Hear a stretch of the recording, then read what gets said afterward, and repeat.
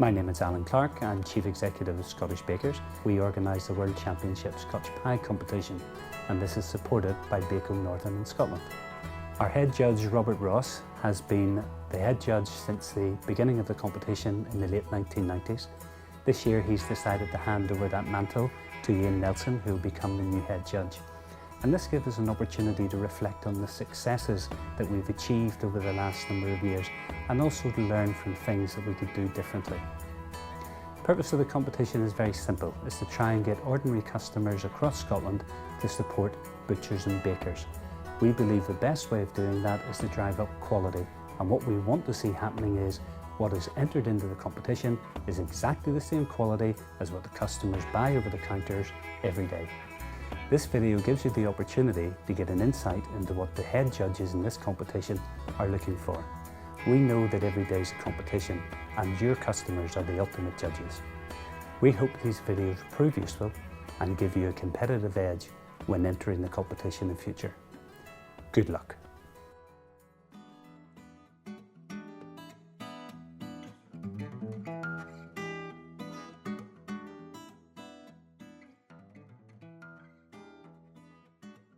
Robert, great to see you My again. pleasure to be here, Ian.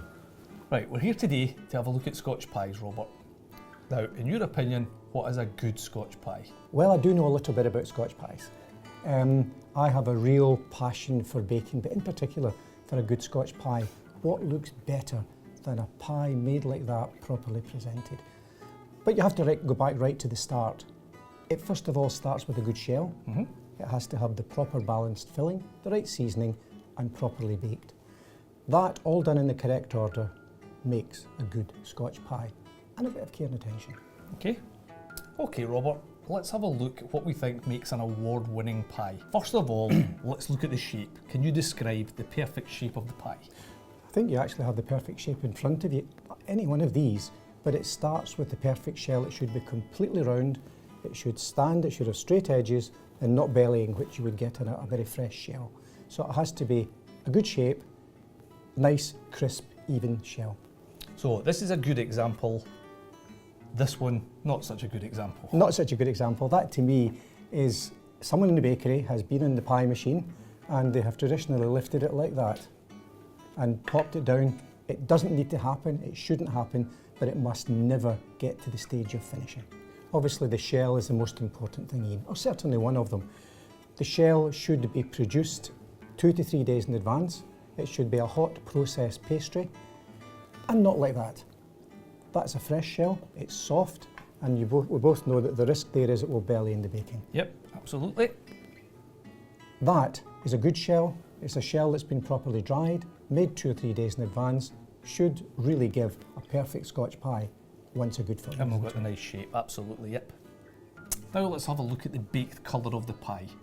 Your opinion, can you just describe the bake of this pie? The bake of that pie looks, I would say, just baked. Is probably the right way to interpret it. It's baked properly, but it's not over-baked. There's a great misconception with a lot of savoury products that you only 3/4 bake it because the housewife's doing the rest. Totally wrong. The pie has to be baked. Remember, there's a meat filling in here. If that's not baked through properly, you have a potential risk. So bake of these products, yeah, they're not bad. So what do you think, Ian? Well, it's a nice even bake, Robert. The base is important to me as well. You need a nice base. It shouldn't be soggy. You've got a nice bit of colour there. It's a nice crust all the way around. It's well baked. You've got a nice bit of golden colour on the top. I think that's a really nice bake. I hear what you're saying about the part baking it or 3/4 baking it, so you think you've got to reheat it at home. No, I agree with you totally. That's a nice bake there. So you can stick that in the oven. You can have it with your chips and beans later on, and that'll be a lovely pie. And we don't want a soggy bottom. Absolutely we don't. A main feature of the pies, Ian, as you know, is something that the judges will look at, but is the boil out. Boil out in the pie is a critical balance between just the right amount and too much. We know that a poorly balanced filling or a filling with too much fat will have a lot of grease falling all over the place. That is not something we want. We want the boil out to be like this, where it's simply coming to the top of the lid, then being absorbed back into the pie. What it comes down to is good meat and correct recipe balance. And what about the rusk ratio, Robert? The rusk should be, in my opinion, a non-fermented rusk, which takes yeast out the equation. The rusk level, I leave it up to people themselves, but do remember, it's a meat pie. It's not a rusk pie, and it does have to be legal. Okay, Robert, I hear what you're saying, and I tend to agree. There's enough of a boil out there that it's not excessive, that it's not made the lid soggy, it's not running down the side of the pie, so you've got a nice balance of the mince and the rusk. You've got the right temperature of the oven, which is absolutely critical in the bake, because that's key. You certainly don't want to underbake it or overbake it. So yeah, I agree with what you're saying on the boil. That's a nice level for a good pie. Yeah, that's pretty well perfect, that one.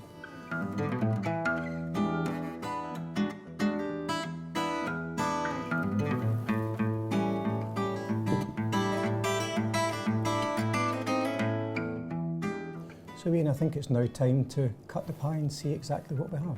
Okay, let's have a look inside this. Always use a nice sharp saw knife when you're evaluating product to cut inside. Oh yeah, beauty. Oh, looks lovely. Oh, I must have made that one too. Ian. No, I don't think so, Robert. I think you'll find it was me this time. Okay, Ian, so now we come to the next part of the evaluation, which is the internal part of the pie. I'm actually finding it quite difficult to fault. What do you think? Yeah, well, the parameters we're looking at here is, first of all, can we look at the bake together? Let's look at the internal bake of the pie. What's your thoughts on this particular pie here? Pretty well perfect to me. I mean, you could argue perhaps slight underbaking the pastry, but no, I can't find much to fault there. Yeah, I see what you're saying. The fact that the pie's hot, I would expect that anyway. You're going to get a bit of the moisture from the pie that's causing that. But yeah, from the mince to the whole shell and the lid, the internal colour of that, pretty perfect. You wouldn't ask for much more than that. The fill and the shrinkage. What shrinkage? Yeah, well, I agree. There is no shrinkage on that. It's a lovely baked pie. There is no shrinkage. It's got the quality of mince there, which is key that we want to use as well. But you know, it goes beyond the quality of mince.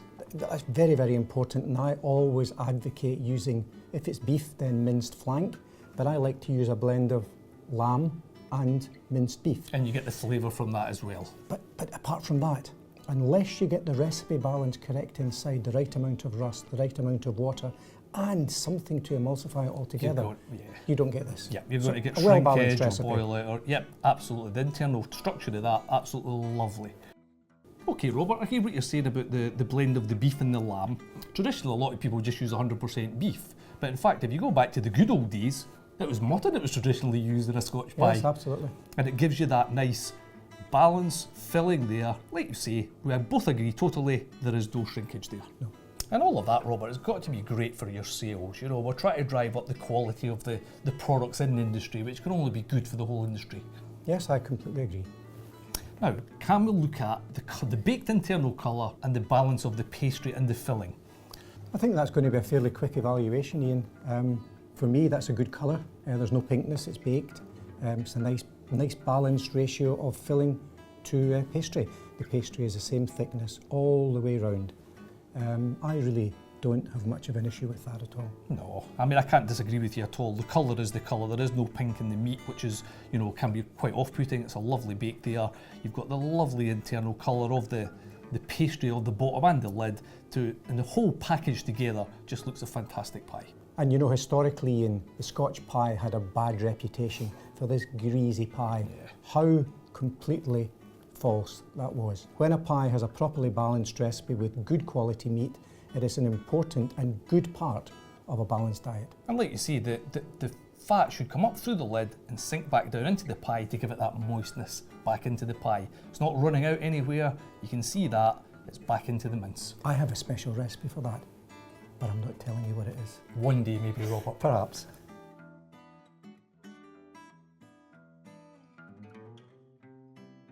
Right, let's look at some examples of less than perfect pies. Some of the classic faults that are going to be marked down. This one, it's too fresh a shell. It's beveled, it's not dried out properly. Cracking you in the can side. see that, it's cracking in the side. It's really not a good example of a pie that's going to mark very highly. I agree. The next one, misshapen pie. Look at it, the shell, it's not round. You can see it's cracked here as well. It's off centre.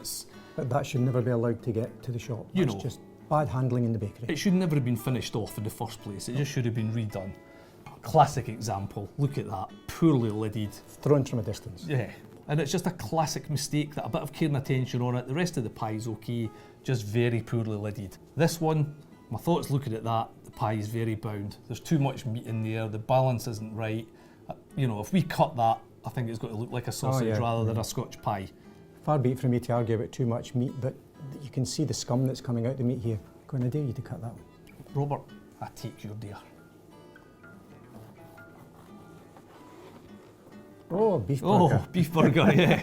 It's a Scotch beef burger. See the traditional cracking along the middle? That's just lack of moisture remaining in the pie. Yeah, so it it's breaks just in the middle way there. too bound. So these are some of the things that, not ideal, you've got to be marked down on it. Please, bit of care and attention into these products so we get a pie of this quality. And you know, the crazy thing is, that filling could be in these pies. They'll eat well, but look terrible. Yes. So Ian, now we come to perhaps the most important thing. We know it looks good. It certainly looks good, so I think we should get on to the tasting and see how the taste is. You can smell it from here, can't wait.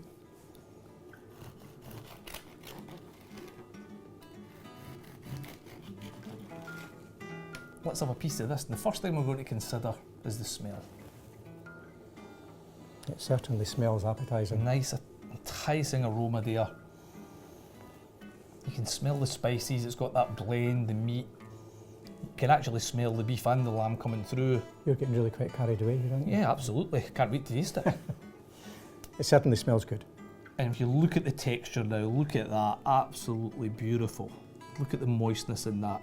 It's good, just exactly the way it should be. And it's sitting in the meat. And you know, one of the secrets to that is, apart from obviously the good ingredients and the right balance of rusk, is perhaps a heat-treated soya flour, which just helps to emulsify all the filling together. Because instinctively the moisture will want to run to the edge of the shell, hold that moisture in the shell, spread the filling. Now, taste.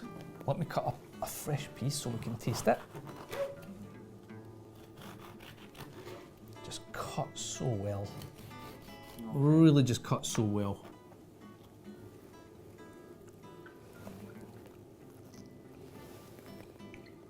The texture is good.